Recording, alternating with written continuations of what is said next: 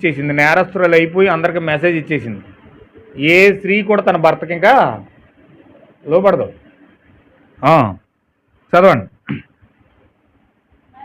మరియు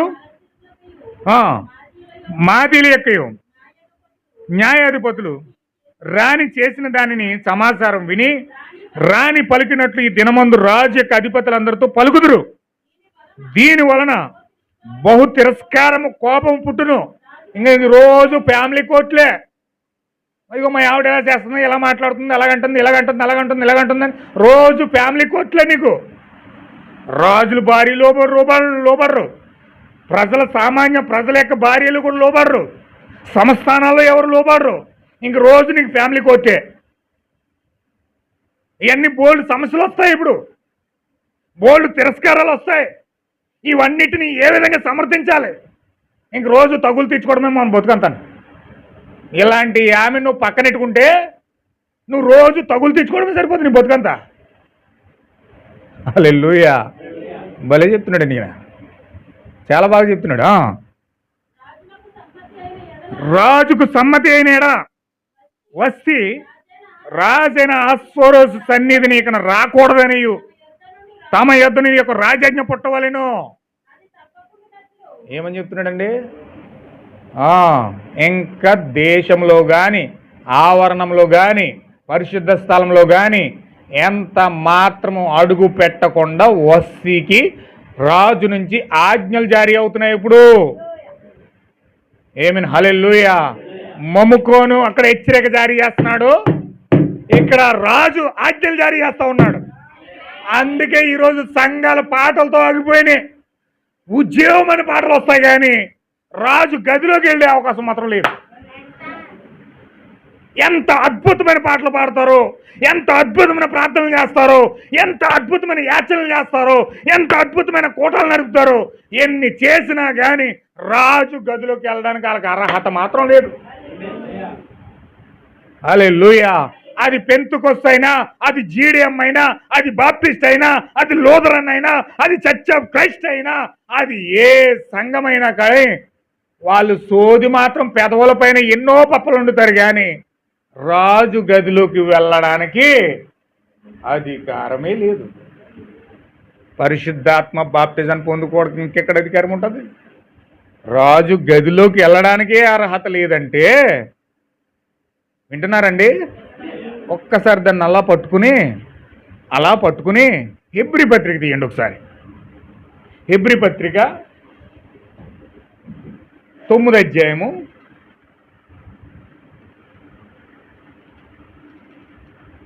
9వ మహిమ కలుగును గాక. హెబ్రీ పత్రిక 9వ అధ్యాయం 5వ వచనం. చాలా జాగ్రత్తగా కొంచెం వినండి, చాలా జాగ్రత్తగా. ఈ పోనీయం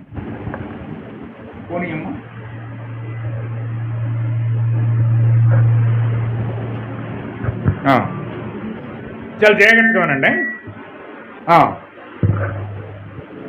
దానిపైన కరుణాపీఠమును కమ్ముకొనుచున్న మహిమగల కెరూబులుండెను. వీటిని గురించి ఇప్పుడు వివరముగా చెప్పవలదు. ఇవి ఇలాగ ఏర్పడినప్పుడు యాజకులు సేవ చేయుచు నిత్యమును ఆ మొదటి గుడారములోనికి వెళ్ళుదురు గాని సంవత్సరమునకు ఒక్కసారి మాత్రమే ప్రధాన యాజకుడు ఒక్కడే రక్తము చేతపట్టుకొని రెండవ గుడారంలోకి ప్రవేశించును. ఆ రక్తము తమ కొరకును ప్రజల అజ్ఞాన కృత్యముల కొరకును అర్పింపబడుచును.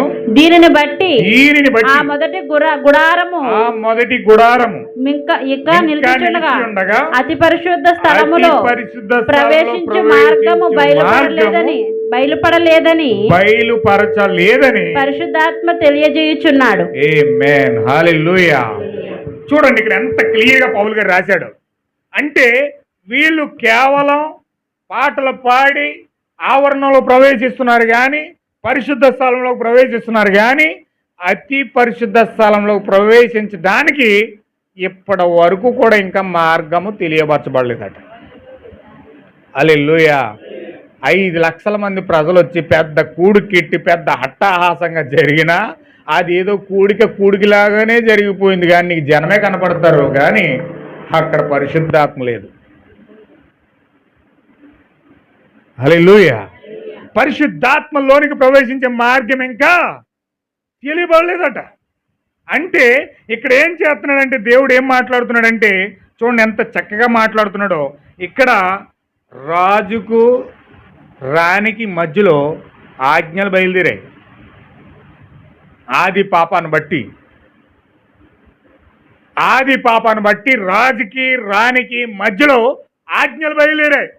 ఏమి ఆజ్ఞలు బయలుదేరాయి అంటే, ఇంకెన్నడూ కూడా అందులో ప్రవేశించకుండానట్లు రాజు దగ్గర నుంచి ఏం చేస్తున్నాయి, ఆజ్ఞలు వచ్చేసినాయి.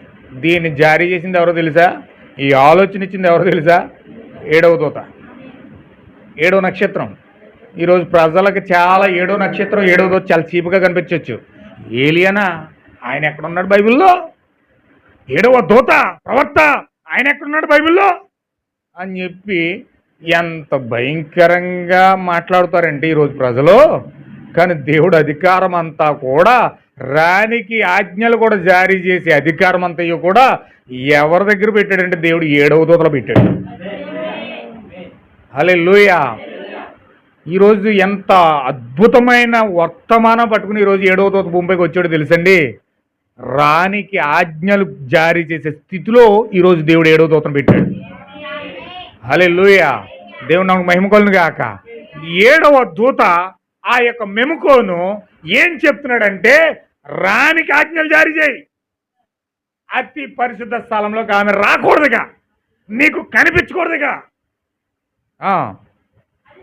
అది తప్పకుండానట్లు పారసీకులకి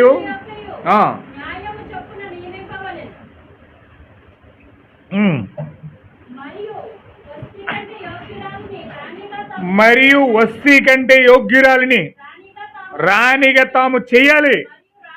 మరియు రాజు చేయి నిర్ణయము విస్తారమైన తమ రాజ్యమంతటి ప్రకటించిన ఎడల గనురాలు గాని అల్పులు గాని స్త్రీలందరూ తమ పురుషులను సన్మానించుదురని చెప్పాను. ఈ సంగతి రాజునకు అధిపతులకు అనుకూలంగా ఉండెను గనుక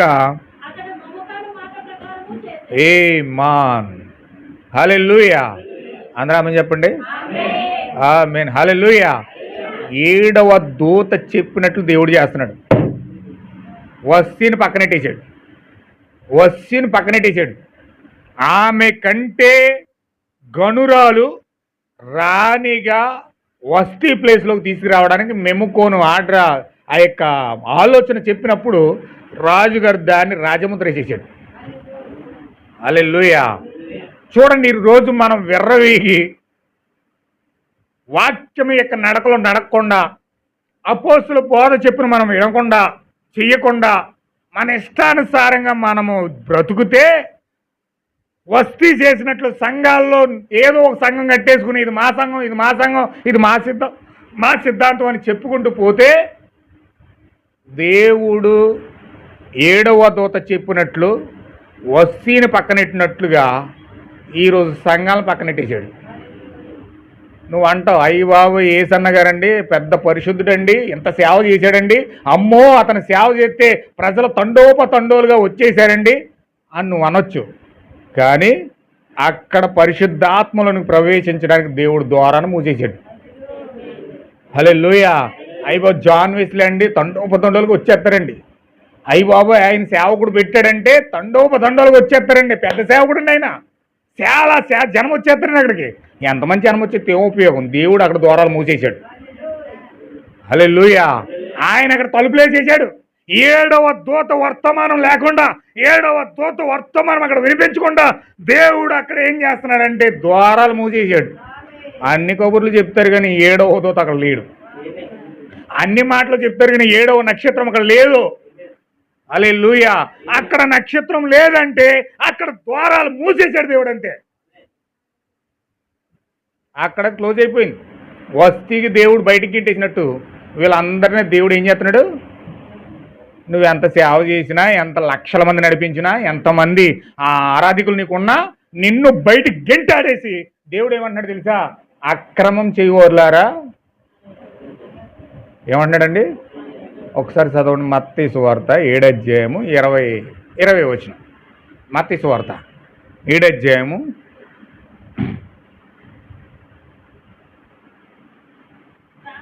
'నాకు ఇంకా 15 నిమిషాలు ఉంది. కొంచెం నాకు టైం ఇస్తే నేను జాగ్రత్త స్పీడ్గా వెళ్తాను. కొంచెం వెళ్ళండి. నేను అవునా ఓపెన్ క్లోజ్ చేస్తాను. ఫలముల వలన మీరు వారిని తెలుసుకుందరు. ఇక్కడ ఏమంటున్నాడు చూడండి. ప్రభువా ప్రభువా అని నన్ను పిలిచిన వారు ఎవరో కూడా, నువ్వు బైబిల్ ఎట్టిని తిరిగేసావా, పాటలు పాడేసావా, స్వస్థతలు చేసేసావా, చర్చిలు కట్టేసావా, సేవ చేసేసావా, జనాలు పిలిచేసావా, ఇవన్నీ దేవుడు ప్రభువా ప్రభువా అని పిలిచేసి ఏదో నువ్వు చమత్కారంగా చేసేసినంత మాత్రాన నీవు పరలోక రాజ్యం దేవుడు ఇవ్వడు. కానీ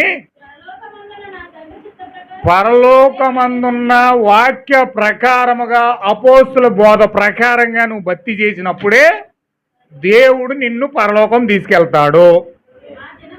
ఆ దినమందు యేసన్ గారు ఎక్కడికి వస్తాడు, దినాకరన్ అక్కడికి వస్తాడు, జాన్ వెస్లీ అక్కడికి వస్తాడు, ఏమండి విపి రెడ్డి అక్కడికి వస్తాడు, కిరణ్ పాల్ అక్కడికి వస్తాడు.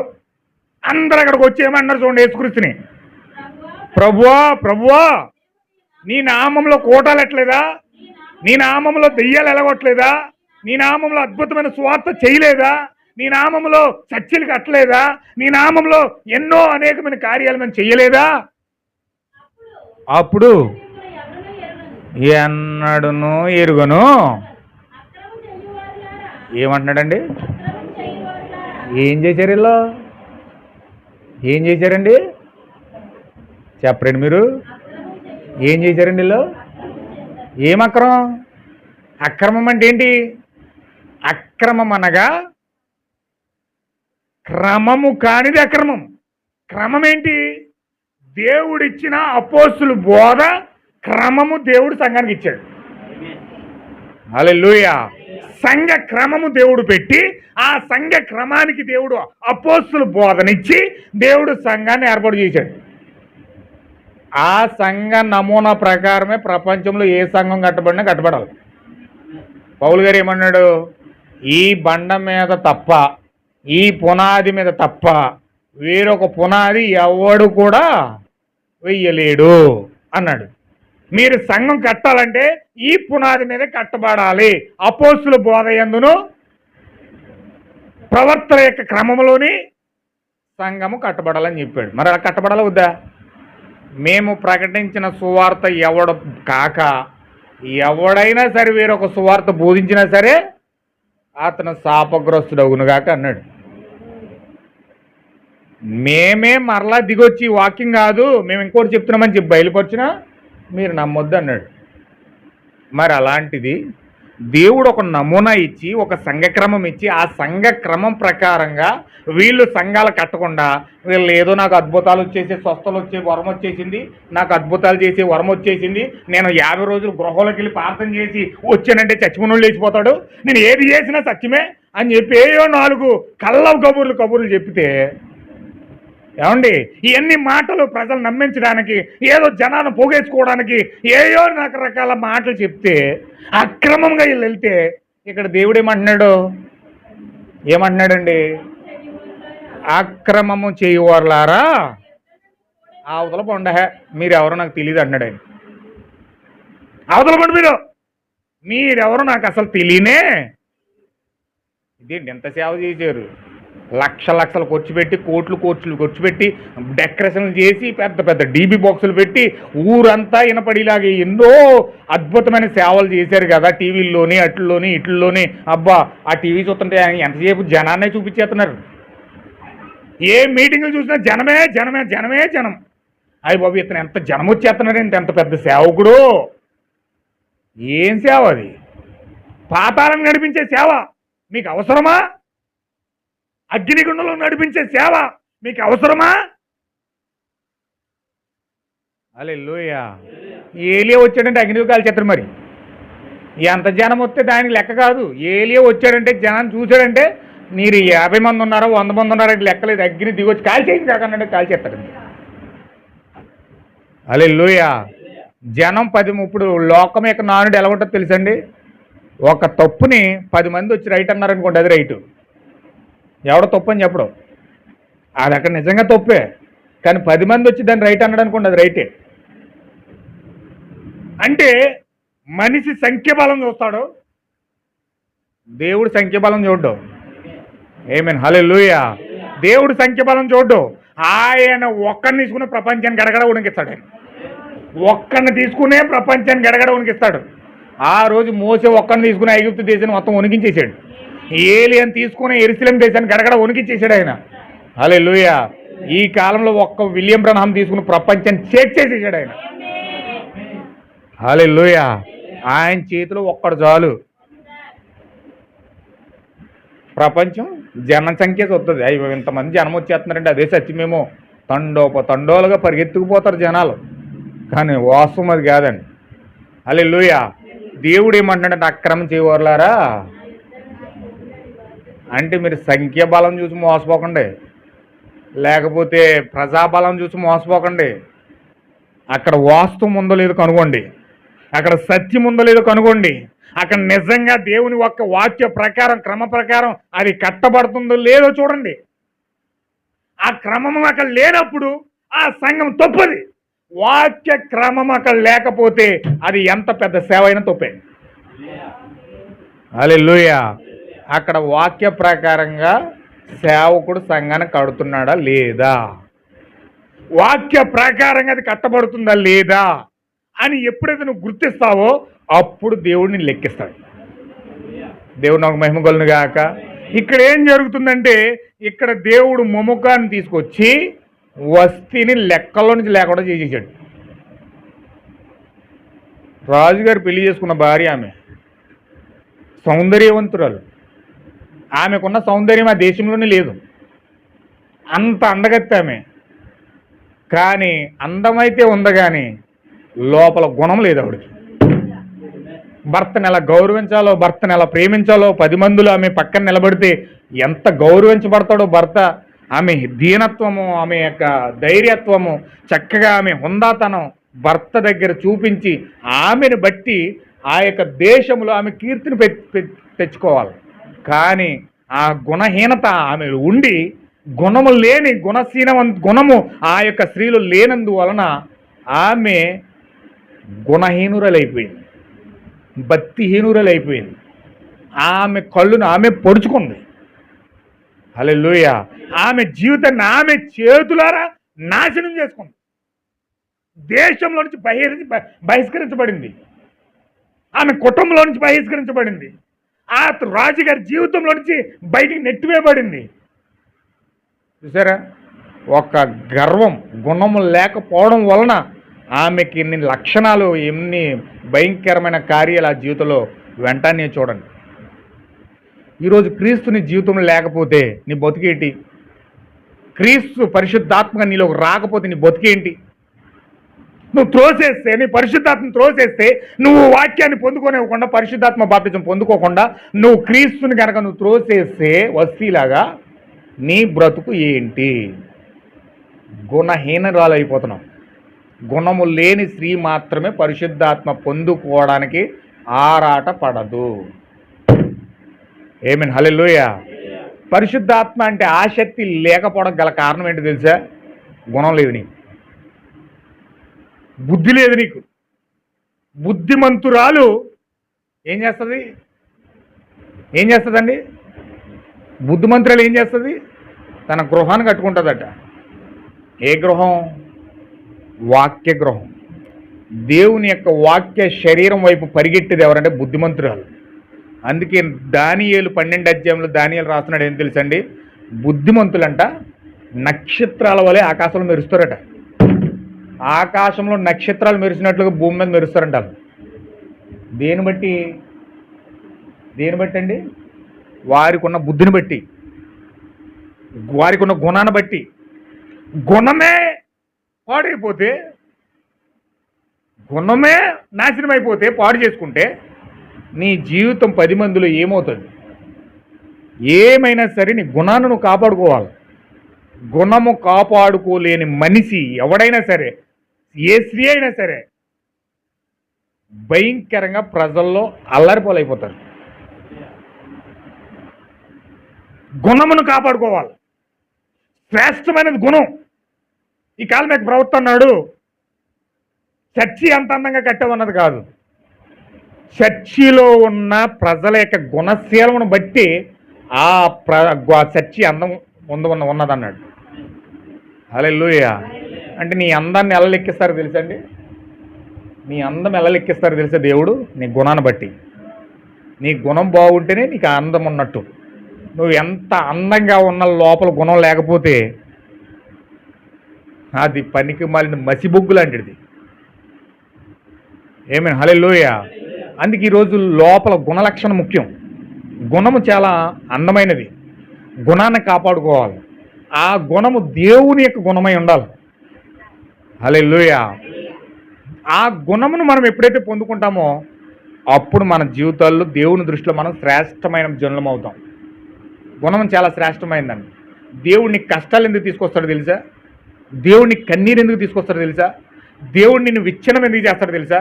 దేవుడిని ముక్కలు ఎందుకు చేస్తాడో తెలుసా? దేవుడే తన భార్యని కష్టాల్లోకి ఎందుకు నెడుతున్నాడో తెలుసా?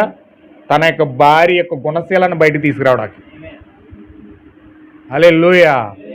భర్త ఎప్పుడు చక్కగా నిన్ను ఏంటది సంతోష పెట్టడమే కాదు, భర్త నిన్ను కొన్నిసార్లు నీకు కావాలని కష్టాలు తీసుకెళ్తాడు. ఎందుకో తెలుసా? అసలు నీ లోపల ఏముందో తెలియడానికి. హల్లెలూయా. అసలు నువ్వు ఏ విధంగా నువ్వు భర్త పట్ల ఉన్నావు, భర్త పట్ల నీ ఏ గుణలక్షణం నువ్వు వెల్లడి చేస్తున్నావు, దేవుడు ఖచ్చితంగా తన భార్యని కష్టాలకు ఎందుకు తీసుకెళ్తున్నా తెలుసా? ప్రపంచంలో ఎవరు కష్టాలు పెట్టట్లేదు. తన భార్యని ఆయనే కష్టాల్లో తీసుకెళ్తున్నాడు. ఎందుకు భూమి మీద నేను పంపించాడు? ఎందుకు నీ కష్టాలు పెడుతున్నాడు? ఈ శరీరంలో ఎందుకు పెట్టి పంపించాడు? కన్నీరు ఎందుకు పెడుతున్నాడు? బాధలు ఎందుకు పెడుతున్నాడు? మరణం దగ్గర ఎందుకు నడిపిస్తున్నాడు? శోధనలు ఎందుకు పెడుతున్నాడు? నీ గుణలక్షణం బయట తీసుకురావడానికి. హల్లెలూయా. నువ్వు తెల్లగా ఉన్నావా, ఎర్రగా ఉన్నావా, షాంపూ రాసావు, పేరెంట్లో రాసావు, మూతంతా పేడ రాసావా, ఏం ఆవిడ చూడవు. ఏ చీర కట్టావు, పొట్టి చీర కట్టావా, అది కట్టావు, ఇది కట్టావు, ఎవరు చూడవు. దేవుడు అలా చూసేవాడు కాదు. నీ గుణం ఎంత గొప్పగా ఉందో చూపిస్తాడు దేవుడు. హల్లెలూయా. నిజమైన సంఘము తన యొక్క గుణశీలాన్ని కాపాడుకుంటుంది. హల్లెలూయా. కానీ బాధాకరమైన విషయం ఏంటంటే ఈ వస్తే గుణం లేదు. గుణము లేకపోవడం కారణం చేత భర్త పరీక్షించినప్పుడు పరీక్షలో ఆమె ఓడిపోయింది. భర్త పరీక్షించినప్పుడు ఆమె ఓడిపోయి తన స్థానంలో నుంచి పడిపోయినట్లుగా మేము ఇక్కడ చూస్తూ ఉన్నాం. గుణము లేకపోతే పాపంలో పడిపోతావు, గుణము లేకపోతే శత్రువుకు దొరికేస్తావు, గుణము లేకపోతే దెయ్యానికి దొరికేస్తావు, నీకు నీవే అప్రతిష్ట పాలైపోతావు.